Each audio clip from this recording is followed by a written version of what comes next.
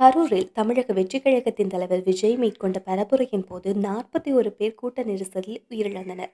இந்த சம்பவம் தற்போது வரையில் மிகவும் அதிர்வலைகளை உருவாக்கி வருகிறது. இந்த சம்பவத்தில் 10 குழந்தைகள், கர்ப்பிணிகள் உட்பட 41 பேர் உயிரிழந்தது மிகப்பெரிய வேதனையை ஏற்படுத்தியது. இந்த சம்பவம் நடைபெற்று சில நேரங்களில் நடிகை ஓவியா தனது இன்ஸ்டா பக்கத்தில் விஜயை கைது செய்ய வேண்டும் என போஸ்ட் ஒன்றை போட்டிருந்தார். அதைத் தொடர்ந்து விஜயின் ரசிகர்கள், தொண்டர்கள் ஓவியாவின் பதிவுக்கு எதிராக தமது கருத்துக்களை பதிவிட்டனர். அது மட்டுமில்லாமல் ஓவியாவை ஆபாசமாக திட்டினர். அதையும் ஓவியா ஸ்கிரீன்ஷாட் எடுத்து தன்னுடைய இன்ஸ்டாவில் ஸ்டோரியாக பதிவிட்டிருக்கிறார். இவ்வாறு தொடர்ச்சியாக விஜய்க்கு எதிராக தனது கருத்துக்களை பதிவிட்டு வருகின்றார் ஓவியா.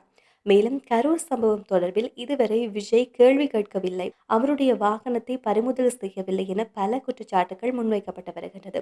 இந்த நிலையில் மீண்டும் ஒரு சர்ச்சையான பதிவை பதிவிட்டிருக்கின்றார் நடிகை ஓவியா. அதில் கரூர் சம்பவம் நடைபெற்று 8 நாட்கள் ஆகியிருக்கின்றது. விஜயின் அலட்சியத்தால் 41 பேர் உயிரிழந்திருக்கிறார்கள். ஆனால் இதுவரை பாதிக்கப்பட்ட குடும்பங்களுக்கு விஜய் நேரில் சென்று இன்னும் சந்திக்கவில்லை. எனவே எல்லோரும் ஒரு காரியத்தை செய்வோம் என இறுதியில் ஒரு லைக், ஒரு ஸ்லிப்பர் ஷாட் என பதிவிட்டிருக்கின்றார். அதாவது இவர் மறைமுகமாக ஒரு லைக் என்றால் ஒரு செருப்பு, ஆக மொத்தத்தில் அவரை செருப்பால் அடிக்கும் விதத்தில் இந்த பதிவை ஓவியா பதிவிட்டுள்ளமை குறிப்பிடத்தக்கது.